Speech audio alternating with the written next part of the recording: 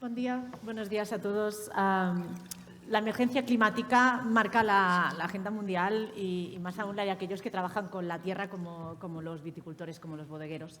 Desde hace años se analiza cómo se comporta el viñedo con el incremento de temperaturas, vemos cómo se avanzan las vendimias y se investiga de qué manera unas variedades de uva y no otras se muestran más resistentes a los hongos, a las enfermedades y también a este nuevo clima, que como decía el profesor ya está aquí, no va a venir, sino que ya lo tenemos aquí, que sobre todo se caracteriza por fenómenos extremos, ya sea de exceso de lluvia o la falta de ella, con largos episodios de sequía. Sea como sea, el foco está puesto en variedades antiguas o nuevas, y de ello vamos a hablar con las personas que nos acompañan aquí, que son Eugenio Sartori, que es director general de Vivai Cooperativi Rauchedo. Buenos días, gracias por acompañarnos. También Ana María Díez Navajas, que es investigadora del Departamento de Producción y Protección Vegetal de Neiker en el área de viticultura. Buenos días, bienvenida. Hola, buenos días. También Felicidad de Herralde, que es investigadora del Grupo de Viticultura en el programa de Fruticultura del IRTA. Buenos días. Hola, buenos días. Mireia Torres, ella es directora de Innovación y Conocimiento en la bodega Familia Torres. Buenos días. Buenos días. Y finalmente Joan Elorduy Vidal, que es jefe del Servicio de Viticultura, Enología y Ampelografía del INCAVI. Buenos días, bienvenidos. Buenos días. Pues vamos a empezar. Mireia, por ejemplo, con usted, Familia Torres es un referente en la lucha contra el cambio climático. Desde la viticultura han sido pioneros en la asunción de medidas como el control de la huella de carbono o la incorporación y recuperación de variedades antiguas. ¿Realmente trabajar con estas variedades, es decir, mirar al pasado, ayuda a combatir el cambio climático que ya estamos viviendo y que vamos a vivir? ¿Sirve para implementar una mayor sostenibilidad trabajar con estas variedades? Sí, primero de todo agradecer poder estar aquí y poder explicar lo que estamos haciendo en Familia Torres. Efectivamente, pues llevamos ya muchos años, ¿no? Trabajando en cómo adaptarnos y cómo reducir la incidencia del cambio climático en nuestra producción. Hemos llevado a cabo un esfuerzo muy grande en todo el tema de la reducción de huella de carbono, ¿no? Y también estamos impulsando el Wineries for Climate Action. Estamos también, tenemos líneas de trabajo en temas también, por ejemplo, de reutilización de agua también. Y por otro lado, también todo lo que sería reducción de la aplicación de fitosanitarios con las nuevas tecnologías, ¿no? Por ejemplo. Por otro lado, como comentaba, ¿no? Hace ya, fue en los años 80, mi padre, Miguel Torres, inició un proyecto de recuperación de patrimonio catalán, ¿no? De variedades que se habían perdido con la llegada de la filoxera en Cataluña. Y empezamos este proyecto y este proyecto ha ido continuando hasta el día de hoy. Hemos visitado más de 122 municipios y sí que es cierto que a partir del año 2000, cuando empezamos a notar ya unos ciertos cambios a nivel de climatológico, reenfocamos un poco el proyecto buscando no solamente variedades de alguna manera que habían sido perdidas, ¿no? Y que fueran cualitativas, sino también, por otro lado, que tuvieran un interés desde un punto de vista del cambio climático. Es decir, que tuvieran una maduración más tardía, es decir, a finales de septiembre o incluso a principios o mediados de octubre. Y por otro lado también que tuvieran una acidez interesante, ¿no? Para mantener el frescor. Y así lo hemos ido haciendo. En estos momentos tenemos una colección de desconocidas de 52 variedades. Cada año vamos haciendo prospecciones y vamos incorporando nuevas variedades dentro de estos estudios. En estos momentos tenemos ya unas 14 variedades que están en proceso de registro, 10 ya registradas en el registro de potencial vitivinícola y otras que están en proceso. Estamos colaborando muy estrechamente con el INCAVI y tengo que decir que es un proceso que es bastante largo y tedioso en el sentido de que tiene que darse toda una serie de pasos, primero con el Ministerio de Agricultura y posteriormente con el INCAVI, con las denominaciones de origen, para aprobar una variedad y que pueda ser implementada. Es decir, con eso solo buscarla. Después vamos a hablar de las autorizaciones, que es un tema aparte, ¿no? Me gustaría, señor Sartori, ¿realmente estamos asistiendo a una revolución comparable a la que vivimos con la filoxera? ¿Estamos hablando de algo tan trascendental? Buenos días a todos. Yo estoy muy contento de estar acá perché ho reincontrato persone che, come Juan Sansó, come Alsina, che ho conosciuto en 1987, quando hemos iniziato la colaboración con Agromillora. Esta colaboración me ha permitido de conocer la viticultura de España y de trabajar activamente. Ahora hay un cambio a nivel mundial de la viticultura, hay exigencias nuevas y yo pienso que sí, estamos en una fase donde se va a producir una revolución como lo que has dicho tú a nivel de Filosera. No es solamente por el cambio climático, es que los objetivos han cambiado. Ahora tenemos que, como se ha dicho antes, realizar una viticultura sostenible desde el punto de vista de la salud, sostenible económicamente y sostenible para el medio ambiente. Y la variedad resistente a la enfermedad, claro que no son la única solución, pero son la parte de la solución.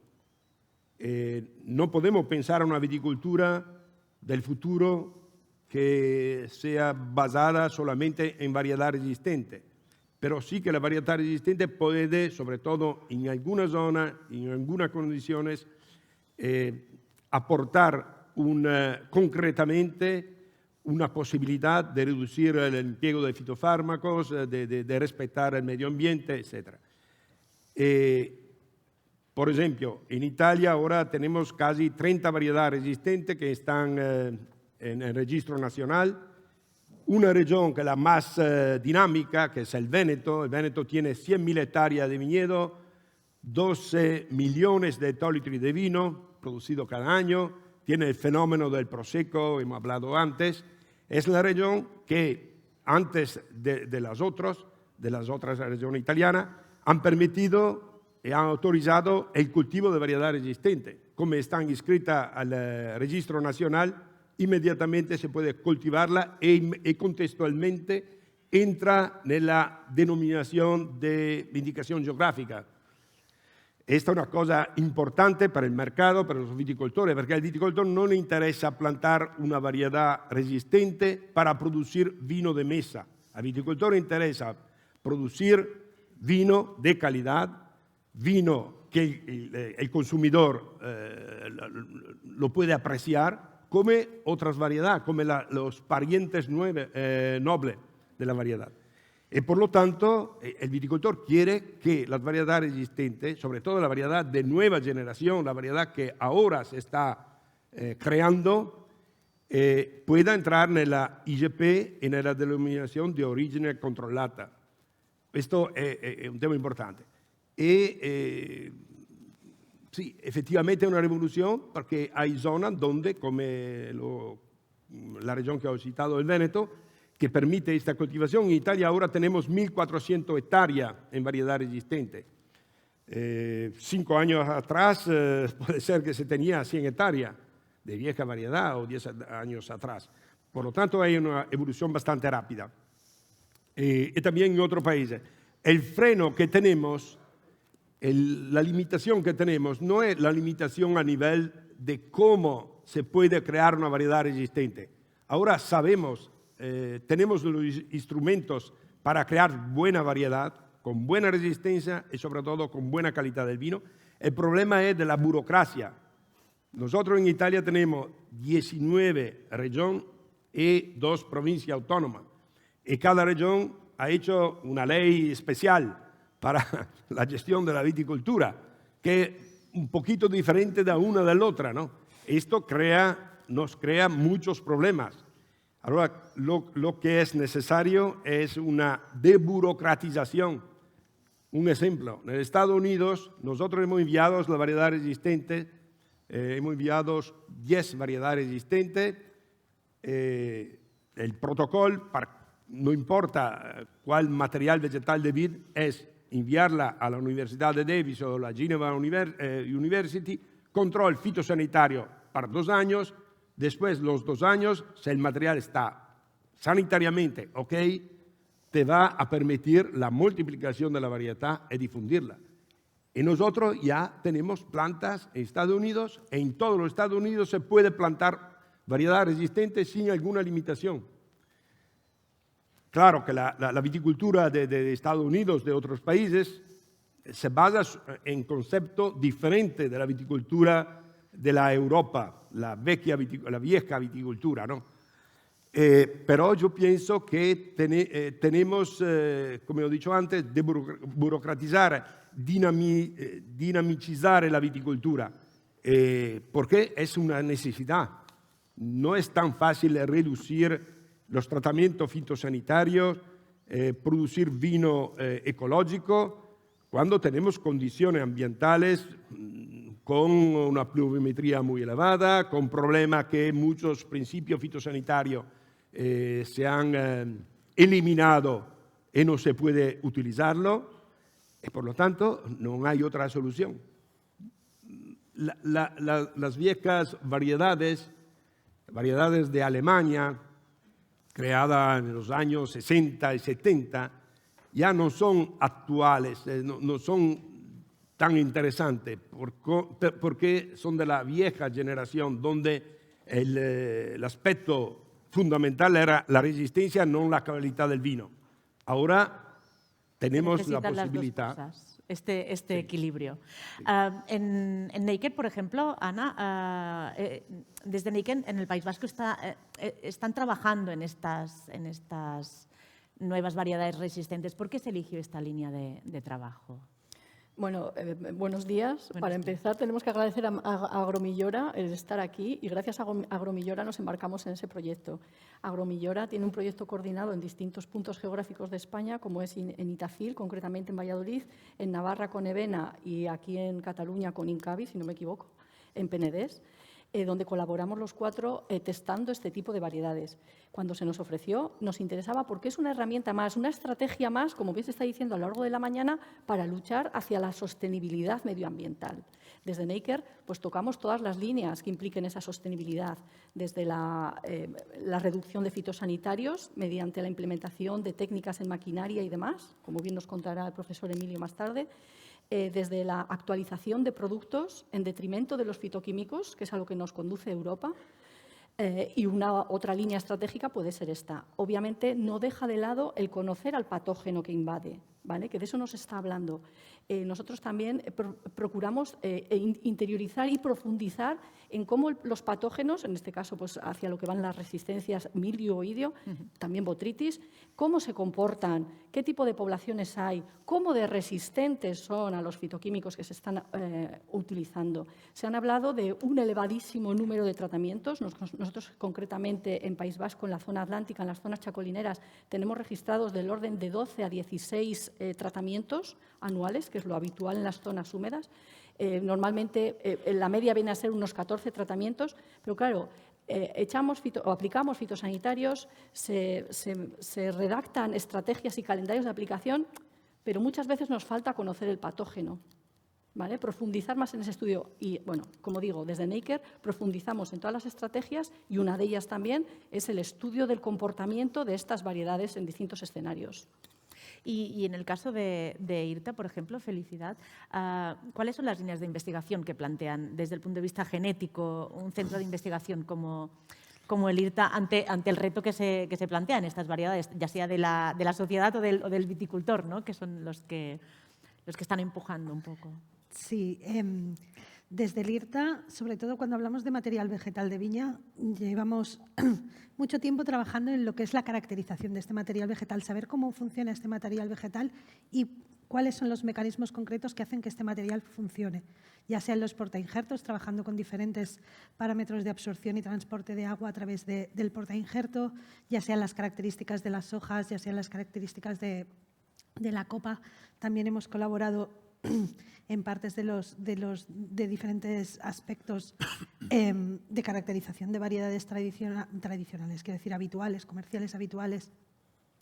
Y también hemos colaborado con la selección de variedades resistentes, intentando entender esos mecanismos. Aportamos esta parte de la fisiología.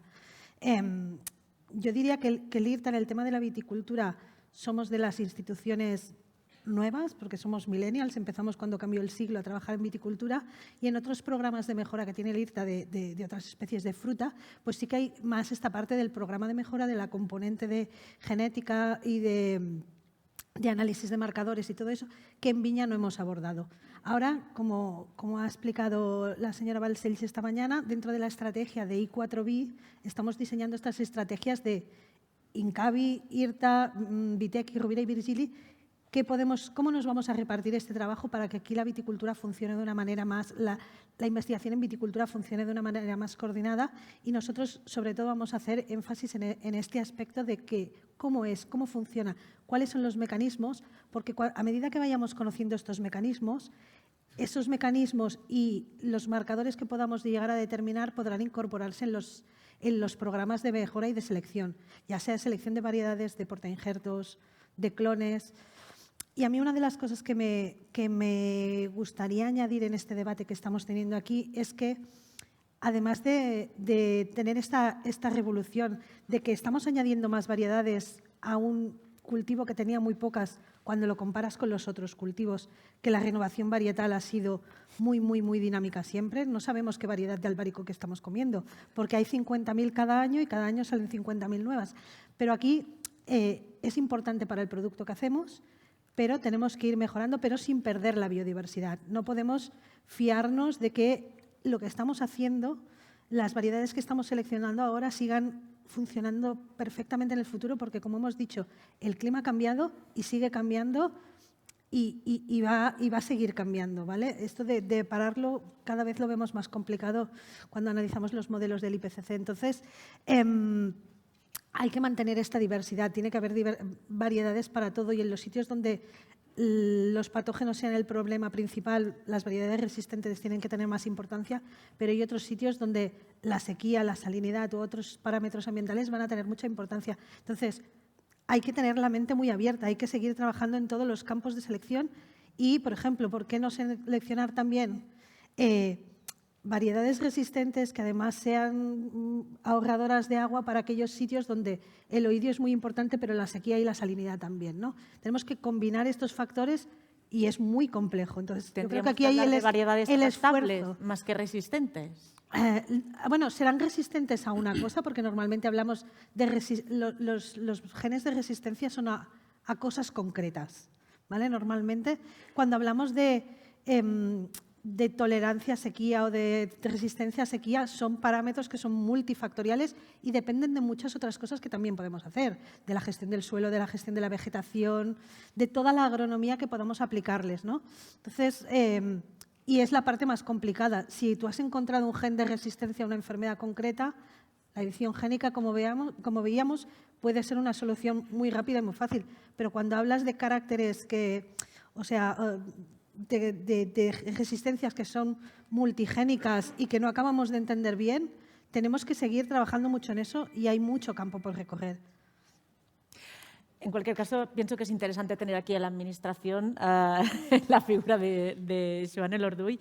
No sé si el hecho de tener más opciones, es decir, que haya muchas más variedades que se puedan trabajar, es una buena herramienta para la Administración ante un cambio. Por ejemplo, lo comentábamos esta mañana el PNDES, que en 2 años, si no me equivoco, estamos hablando de que el 100% debería ser viticultura 100% ecológica. El hecho de que haya más variedades con las que trabajar puede ser una buena herramienta para conseguir esta implementación final. Bueno, buenos días. Gracias por invitarnos a esta mesa redonda. Evidentemente es una buena herramienta, es una herramienta muy, muy útil, muy potente. Incorporar variedades que presentan estas resistencias, sobre todo si son multigénicas, que permiten asegurarnos más que van a conservar esta resistencia durante más años, pues va a ser una gran herramienta, va a permitir muy posiblemente reducción de costes, reducción de la utilización de fitosanitarios, del trabajo en la viña. Pero, como ya se ha dicho, y siento ser reiterativo, pero me parece muy importante, lo que necesitamos es una caja de herramientas muy amplia, muy profunda, con muchas herramientas dentro, con muchas cosas que poder hacer, y una de ellas, obviamente, y muy importante, es las variedades resistentes, pero que también hay que tener en cuenta que, pueden llegar a generar un cambio de variedades.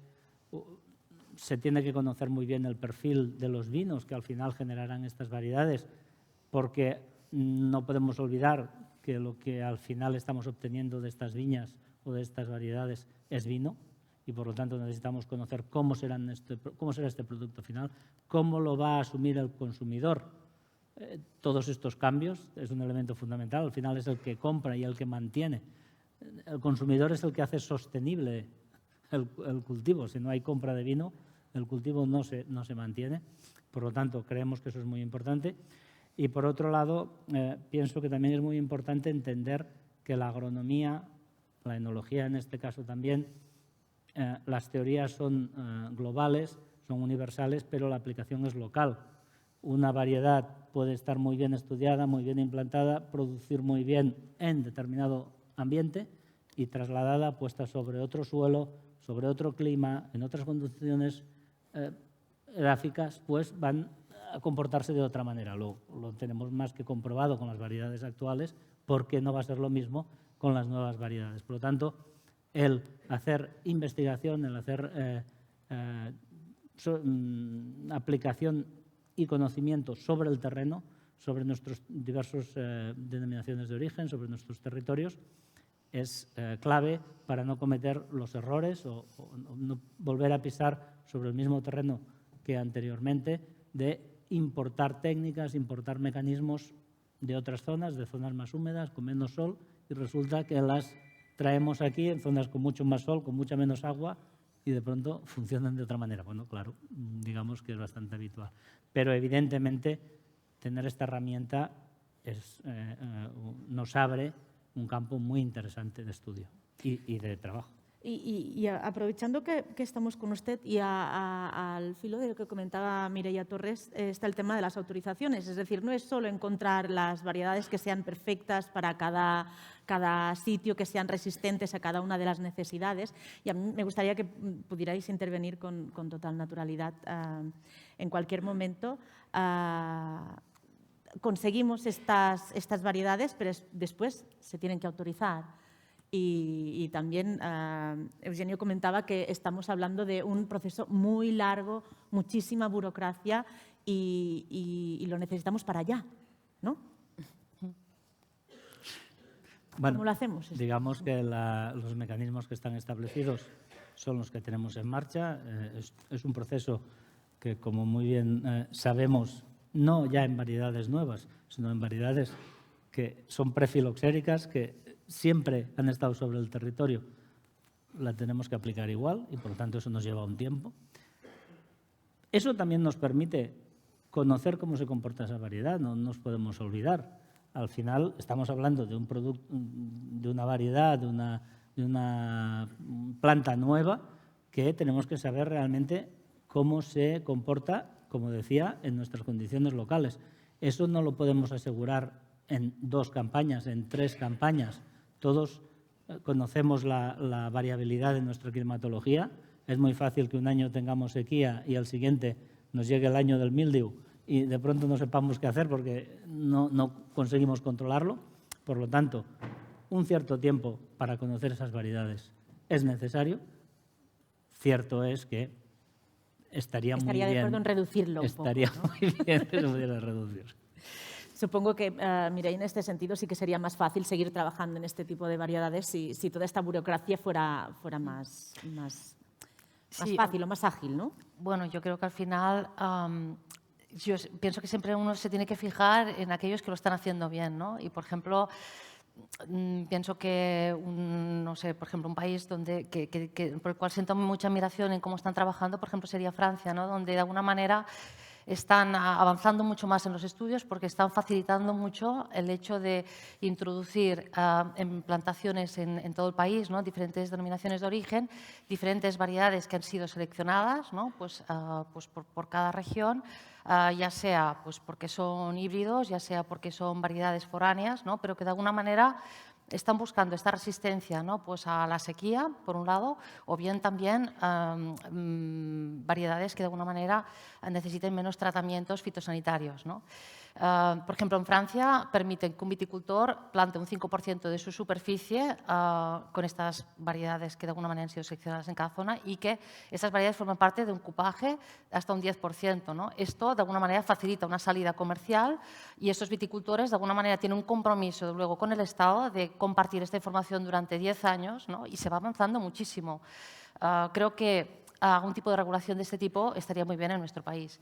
Y luego también, por otro lado, quería comentar, ¿no?, de que hemos estado hablando pues, de híbridos, hemos estado hablando también de variedades recuperadas, pero también me gustaría hacer mención a las variedades minoritarias, ¿no? El otro día estaba mirando las estadísticas en España. ¿Cuántas variedades tenemos? ¿No? Pues 166 variedades para elaborar vino y un 80% de la superficie vitivinícola, que son 925.265 hectáreas, está representando por 11 variedades. ¿Eso qué quiere decir? Pues que todavía seguramente hay muchas variedades minoritarias que igual en su día, pues porque la climatología es diferente o porque el consumidor buscaba un estilo diferente, pues se dejaron de plantar o se dejaron de cultivar, que ahora son muy minoritarias, pero que a lo mejor sería muy interesante también luego dentro de cada comunidad autónoma recuperarlas. En el caso de Cataluña, pues estaríamos hablando de las 56.410 hectáreas que hay, pues estamos hablando que un 86% de la superficie está representado con 10 variedades y en Cataluña tenemos 51 variedades, ¿no?, aprobadas. Entonces, bueno, yo creo que por ahí también hay un campo por explorar. Y, Eugenio, Joan comentaba que al final tenemos que conseguir como como 3 elementos importantes. Por una parte, que sean variedades realmente resistentes, por otra parte, que sean sostenibles y que permitan que todo funcione con una cierta normalidad, pero el consumidor las tiene que aceptar. En este punto, ¿cómo estamos? ¿Hay alguna información referente a hasta qué punto el consumidor está dispuesto a aceptar de alguna manera estas nuevas variedades? Sí, en Italia se ha hecho prueba.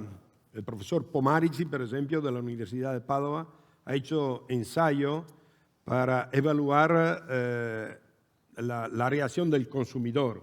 Ha organizado catas a las ciegas y prácticamente el consumidor, en el caso, por ejemplo, Sauvignon Ritos, ha dicho esto es Sauvignon. Merlot Corus ha dicho Merlot puede ser que tiene nota también de Cabernet Franc. Ha apreciado al final el nivel enológico. Yo pienso que una variedad resistente, si no tiene un nivel enológico comparable al pariente noble, no sirve a nada. Porque debemos producir uva y vender el vino. Hay que venderlo, y venderlo posiblemente bien. Y ganar un poco más, porque si yo planto una variedad resistente, que la pago más cara porque tenemos que pagar royalties, etcétera, y porque costa hacer una variedad resistente, es claro que el viticultor debe ganar más, porque hace un esfuerzo. Claro también que hay que hacer prueba actitudinal dal punto de vista agronómico, dal punto de vista enológico, en diferente ambiente, hay que hacerla. Nosotros ahora estamos trabajando y vamos dentro de pocos años a salir con Macabeo resistente, Airén, Albariño, Tempranillo, Garnacha Tinta. Ya Garnacha Tinta, mañana vamos a degustarla, también el Macabeo, también la Garnacha Blanca. Estamos trabajando en muchísima variedad a nivel internacional. El mes de junio me voy en Tbilisi, Georgia, porque tenemos la primera vinificación de Saperavi resistente. Por lo tanto, es un trabajo de una parte muy interesante, de la otra parte estamos todos conscientes que el nivel cualitativo es fundamental para que el consumidor acepte la nueva variedad resistente, que paga y que sea dispuesto a pagar la botella más cara. En Italia tenemos ejemplo de empresa de explotación vitícola de 20 hectáreas, 30 hectáreas, que hace producto de alta calidad con el Merlot Corus, que lo vende a 29 euros a las bodegas.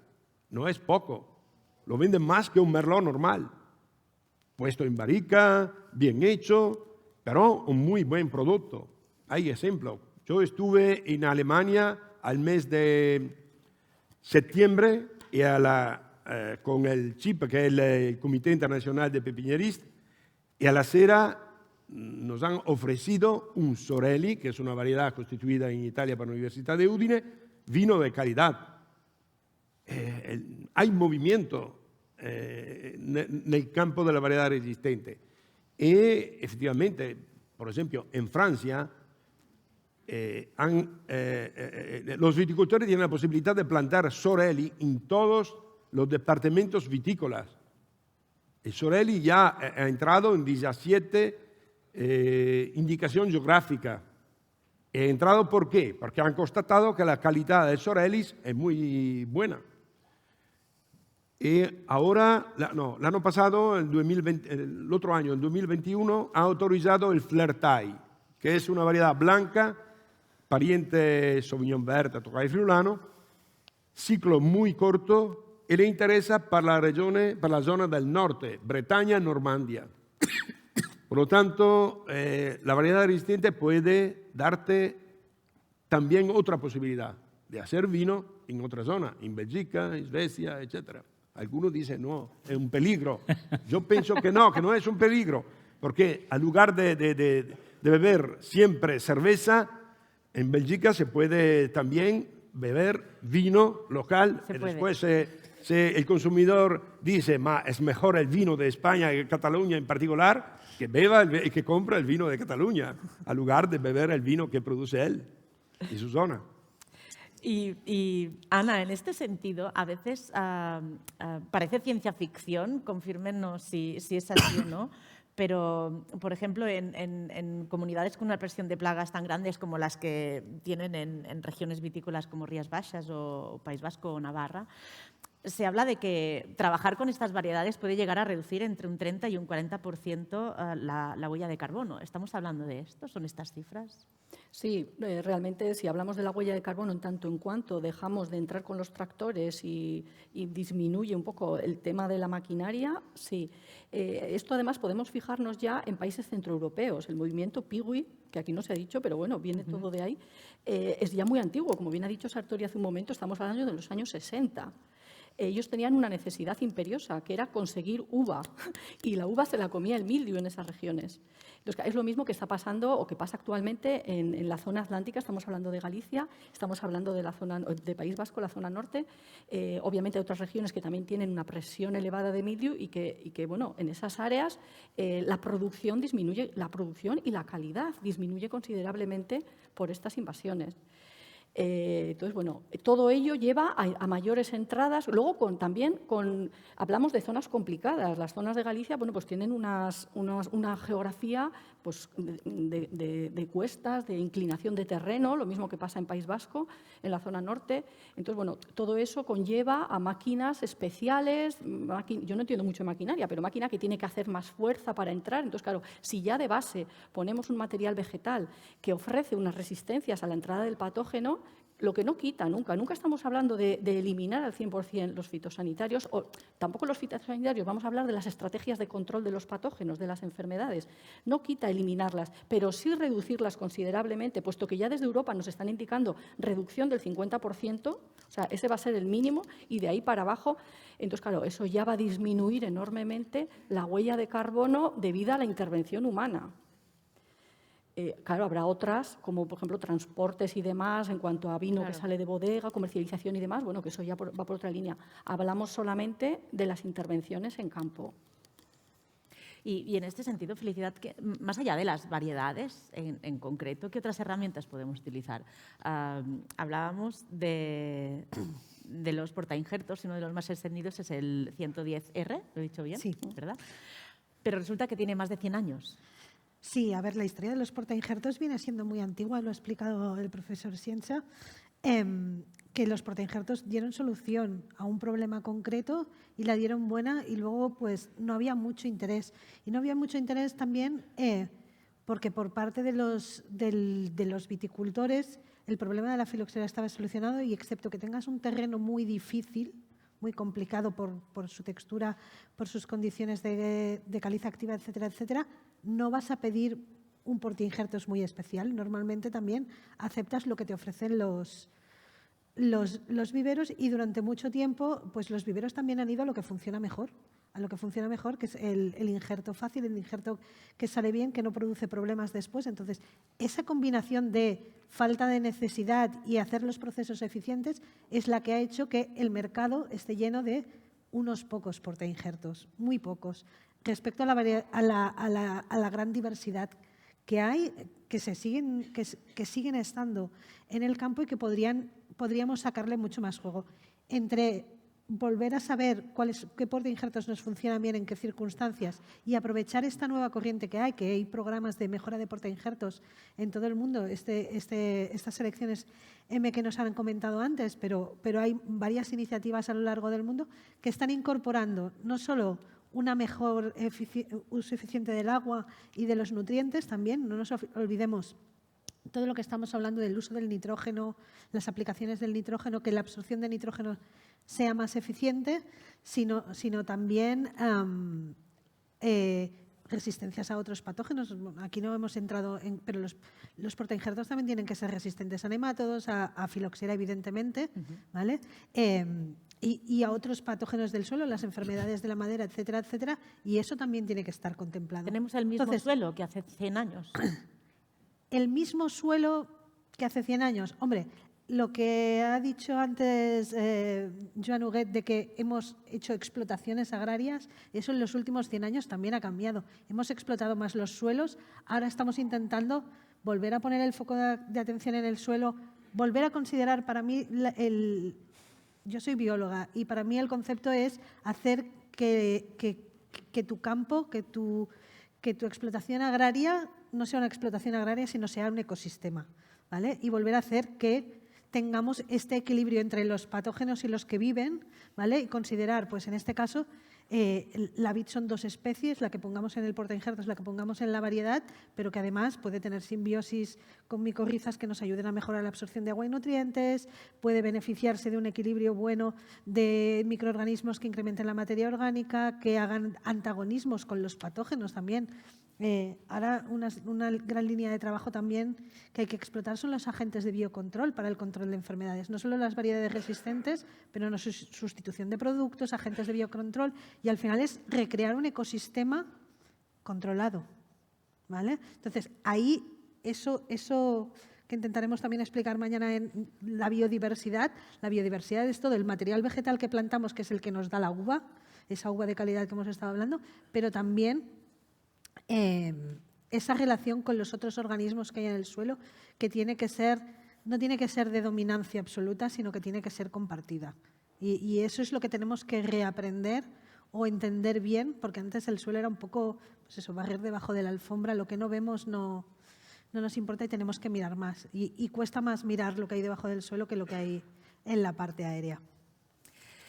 Hemos hablado de la recuperación de variedades, también de la creación de nuevas variedades. También, desde aquí también queremos hacer un pequeño inciso sobre variedades que se están, por ejemplo, trabajando ahora mismo en el PNDES. En concreto, 3 bodegas llevan 11 años trabajando en unas nuevas variedades. Son las BRIAC, es el acrónimo, y que se están trabajando desde aquí, y estas también se encuentran con este reto final, que es la autorización. Volvemos un poco a lo mismo. Si ya tenemos, por una parte, que son variedades que resisten los nuevos episodios extremos del clima, que resisten enfermedades, que resisten hongos, que funcionan, que son sostenibles y que por tanto se pueden aplicar y que además le gustan al consumidor, el punto final sería que fueran de fácil acceso. Y volvemos a esto. Yo no sé si, independientemente de lo que nos comentaba antes, si desde la Administración hay una voluntad específica de, como mínimo, desde su ámbito de actuación, que es el ámbito catalán, desde el INCABI, de agilizar este proceso o contemplan alguna extensión, por decirlo de alguna manera, para agilizarlo. A ver, nosotros estamos trabajando también en este proyecto. Tenemos una colaboración importante desde hace algunos años de seguimiento de estas variedades que se están obteniendo aquí en Cataluña, que las está obteniendo un grupo de bodegas privadas. Y nuestro apoyo y nuestro interés por que estas variedades vayan adelante es total. El procedimiento, insisto, es el mismo que para cualquier otra variedad nueva y, por lo tanto, lo tenemos que cumplir. Lo importante en este trabajo para mí es ser, por un lado, ir lo más coordinados posibles y trabajar lo más en paralelo posible. Si hacemos los procesos que marca la Administración en serie, pues los demás no, porque son más jóvenes que yo, pero yo me jubilaré y aún no habremos visto la primera variedad incorporada en el potencial vitícola catalán. Pero si lo hacemos en paralelo, si trabajamos coordinadamente, si entendemos que tienen que pasar unos años, que es inevitable, pero que eso nos dará mucho conocimiento que después el viticultor aprovechará para exactamente poner sobre su parcela lo que quiere, lo que necesita, lo que conozca, y no una cosa que aún está a medio probar, que aún es una versión beta o un 2.0, o como se llame ahora. Bueno, yo creo que eso es importante también. Es cierto que invertiremos una serie de tiempo, una serie de recursos ahora en conocer, pero eso permitirá que el viticultor, cuando vaya a colocar sobre su parcela 2.000, 3.000 o 15.000 pies de esa variedad, vaya un poco más sobre seguro. Es evidente, insisto, que nos encantaría que fuera el procedimiento más rápido. No seré yo el que lo ponga en contrario. Pero creo que es importante también implicar el máximo posible de conocimiento, de tiempo y de conocer cómo se comportan realmente esas variedades a nivel agronómico.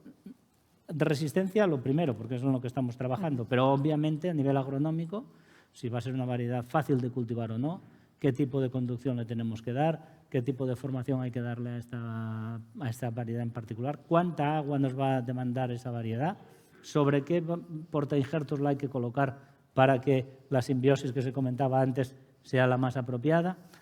Bueno, todas estas cosas, por suerte o por desgracia, requieren conocimiento y eso demanda tiempo. Por lo tanto, bueno, intentaremos trabajar lo más en paralelo posible para cortarlo al máximo posible también. Si les parece, abrimos un turno de preguntas cortito. Nos quedan 5 minutos. Si alguien quiere realizar alguna pregunta a alguno de los expertos que tenemos aquí, es tan fácil como levantar la mano. Yo no lo veo, pero seguramente alguien les va a acercar un micrófono si levantan la mano y les apetece plantear alguna cuestión a las personas que nos acompañan. Estoy intentando verlo, pero no, ¿verdad? Es verdad que no se ve desde aquí. Tirarlo de acá. Sí, aquí.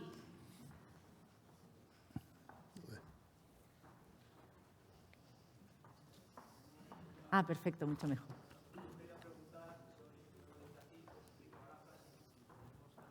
No le estamos escuchando. No le oímos, no.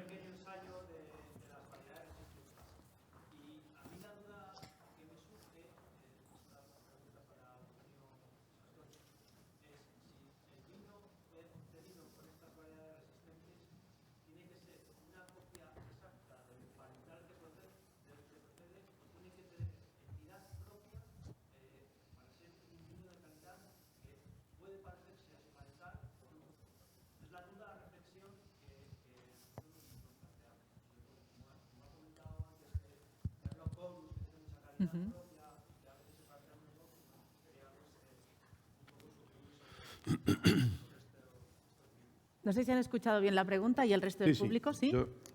¿No? La pregunta es muy sencilla. Plantea si el vino que se obtenga de una variedad resistente nueva, si debería parecerse a su hermano mayor, diríamos, o podría ser algo completamente diferente y que se introdujera en el mercado como algo diferente. No sé quién... No, puedo responder. ¿Sí? Por favor, Eugenio. Cuando tú haces hibridación, puede salirte un nuevo genotipo con un perfil enologico, un cuadro aromático, un cuadro polifenólico para el vino tintos, por ejemplo, que es parecido al pariente noble o que es diferente, pero es de calidad. Lo importante es que sea de calidad. Después, hay el problema de la denominación.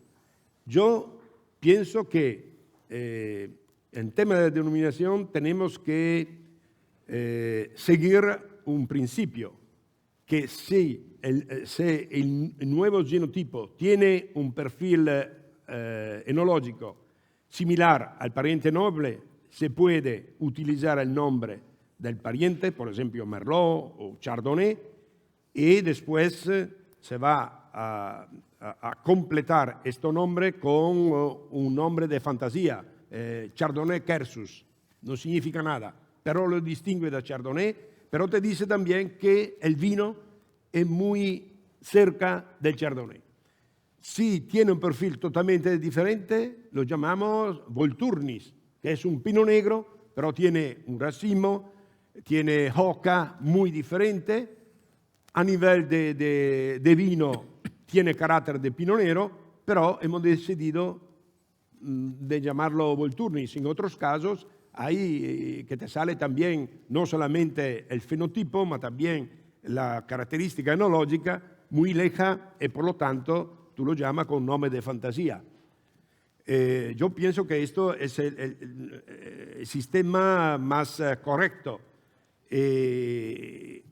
Prácticamente en todo el mundo lo aceptan, sobre todo los viticultores, porque, por ejemplo, nosotros estamos trabajando en Sangiovese, que es la más grande variedad, difundida variedad de Italia, es como el Tempranillo en España.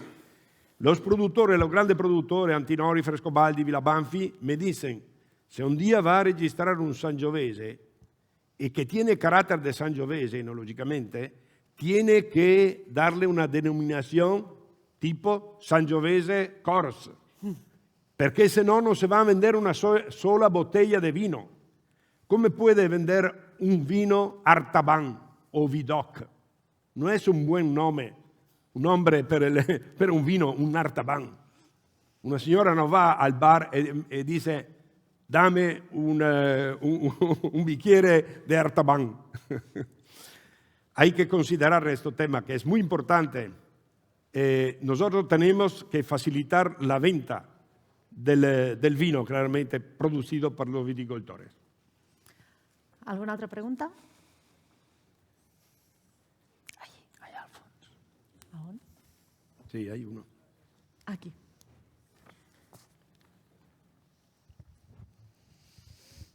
Bueno, aquí se ha dicho por parte de la señora Torres y del señor Santori que en Francia, en Italia, ya están trabajando y autorizando pruebas y variedades.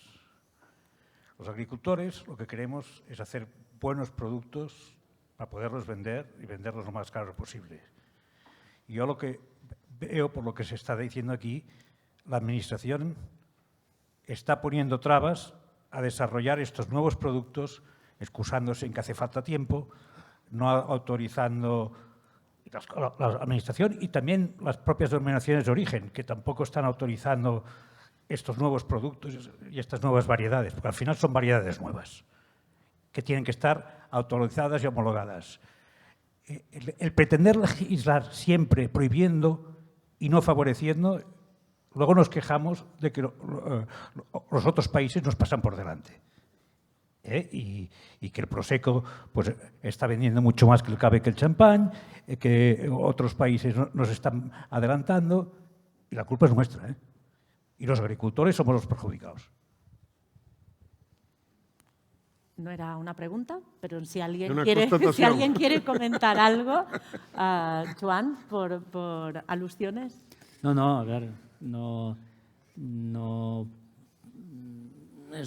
yo creo que es importante, insisto, saber lo que plantamos para no cometer errores. Ofrecerle al viticultor una planta de la que se desconozca prácticamente todo, no creo que sea, siempre que el viticultor sepa lo que se le está ofreciendo, maravilloso. Otra cosa es que piense que va a plantar esa variedad y que resulta que le va a dar un vino con No, pero es que la Administración no me lo ofrece. Es el agricultor el que quiere desarrollar productos y la Administración me lo prohíbe.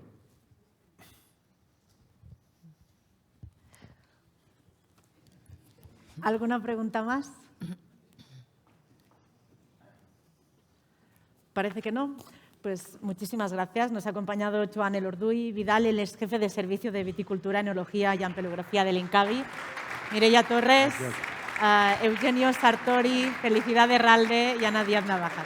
Muchísimas gracias a los 4. 5.